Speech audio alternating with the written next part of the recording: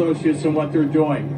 Some of the things our associates are doing is that in the middle of the night, they are stocking a lot of groceries. They're trying to replenish the stores, get inventory levels up on the critical items that you're looking for. And we're also doing a lot of cleaning. It's obviously critical that our stores are really clean and that you have a safe place to shop. During the day, we maintain really high standards by ensuring that we constantly clean high-use areas such as pin pads, check stand belts, counters, restrooms, and ensure that we have sanitizing wipes for all the shopping carts that you use every day in our stores. On the supply chain side, I will tell you, I'm extremely proud of our industry. I'm extremely proud of what the manufacturers are doing and what we're doing at the supply chain level to keep things in stock. There is plenty of product. It's just a matter of getting the supply chain caught up from the amount of purchases that have occurred. So I would ask all of you just to continue to be patient and calm. Try to be prudent in the amount of products you're buying at one setting. Allow us to get caught up. But the industry is strong, the food supply is strong, and we will be there for you to serve you in your communities. So thank you very much. Thank you so much, Brian. And next up, I'd like to ask Oscar Gonzalez, who's the co-president and chief operating officer of Northgate Markets, to come forward as well to say a few words. Oscar. Thank you, Mr. Mayor. Yeah, on behalf of the Northgate Gonzalez family, we want to thank, first of all, our customers for putting their trust in us and our stores. Secondly, our employees have been working tirelessly for the last days, and we want to thank them for the sacrifices and the commitment to our customers and to our communities. Third, I want to reassure that there is no food shortage. The issue that most of us retailers have been dealing with is with this overbuying. Our distribution centers, our suppliers have been impacted. So the faster we can get to normalcy in terms of buying behaviors, then we will be very good. I think that the next thing is our stores. We're committed to staying open, and we're committed to serving our communities. And lastly, I just want to say that our supplier network has also been working diligently with us, and we are very, very proud of all of our vendor partners. And lastly, I would say, I think it's really important as you come to our stores that that you are in a safe shopping environment. So our associates are working tirelessly to keep our stores clean, sanitized, and just please, as you come to the stores, make sure that you are thanking our associates and the associates in this industry, because they're doing everything they can to serve you. Thank you very much. Muchas gracias. Thank you very much. Thank you so much, Oscar. Gracias por sus palabras. We'll say a few things in Spanish at the end as well. But next up, Melissa Hill, who is the Director of Community Relations and Government Affairs at Albertsons, is going to say a few words. Melissa? Good morning, and Mayor, thank you again for this opportunity to bring all of the grocery retailers together. Speaking on behalf of Albertsons, Vons, and Pavilions, we are so very proud of all of our frontline associates, both in the store and behind the scenes, with our warehouse workers, our truck drivers, our manufacturing plants that are here in the area, helping to serve our stores and ultimately serve our customers. We are doing everything we can to keep the stores open and in stock, so we really appreciate the customers' patience while they allow us to get this done. In addition, as other retailers have mentioned, we are committed to offering the cleanest stores.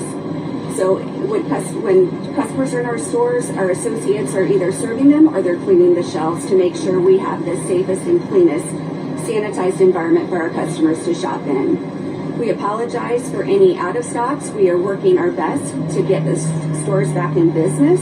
So again, we're doing everything we can to be there for our communities. So once again, speaking on behalf of Albertsons, Vons, and Pavilions, thank you so very much for your patience and for your loyal service. And to our associates, thank you again for all you're doing to help us serve our communities.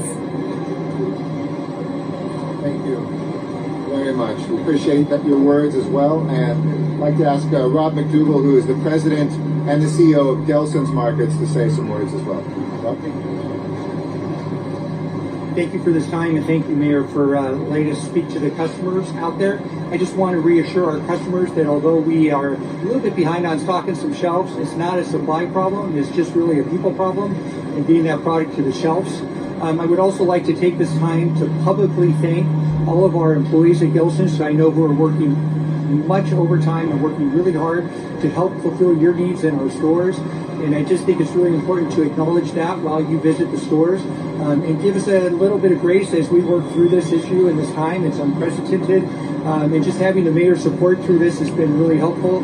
And we will get through it together, and I look forward to smooth sailing soon. But we are getting the product to the shelf as quick as possible. It's not a matter of supply. But thank you for your time. Thank you. And finally, our host today at this Ralph's Distribution Center in Paramount. We want to welcome thank Melissa and thank Kendra Doyle, who is here, longtime friend we've worked with on so many issues, and who is here as the Vice President of Merchandising for Ralph's to say a few words. Thank you so much, Kendra. Thank you very much, Mr. Mayor, and for all of your strength and leadership that you balance with compassion for our communities. We're eternally grateful. Thank you very much. Thank you very much for the opportunity here to address everyone. We wanted to take this chance to say we really are putting people first at Ralph's and Food for Less, and working with our emergency leave guidelines policy to take care of associates who have been diagnosed, or ensure them that they have, if they have a mandatory quarantine, that they should stay home, of course, and or if they're exhibiting symptoms, we are encouraging them to do that as well. And we will take care of paid leave as they move through these challenging and trying times. Our associates really are, as many have said today, our heroes, and we are very honored and proud of all they are doing.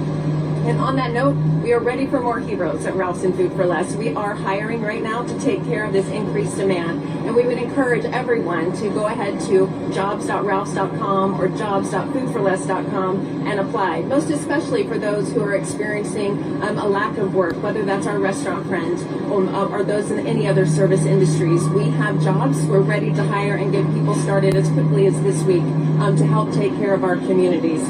And lastly, I just want to admit, through our Zero Hunger, Zero Waste, we are announcing, Kroger is announcing a donation today that we're making to the National Feeding America organization of $1.5 million to help during this time when our stores are taxed, but also our communities and some of our most vulnerable. And lastly, I would just like to take this opportunity to say to our associates, in our warehouses, in our stores, and in our offices, you inspire me every single minute of every day in how you're taking care of our communities, you're taking care of each other, and the grace that our customers are exhibiting as we all come together as Californians. Thank you for all you do. Look forward to taking care of our stores, associates, and customers in the future. Thank you very much.